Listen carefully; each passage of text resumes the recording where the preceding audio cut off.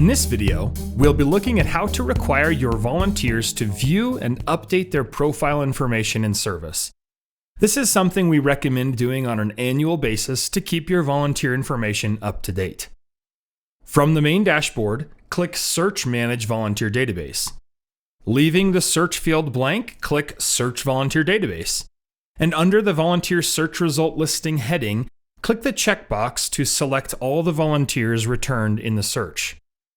Next, choose Update Selected Volunteer Profiles in the drop-down menu at the top and click the button to confirm. Towards the bottom of the list, you'll find Require Verification of Volunteer Profile Information.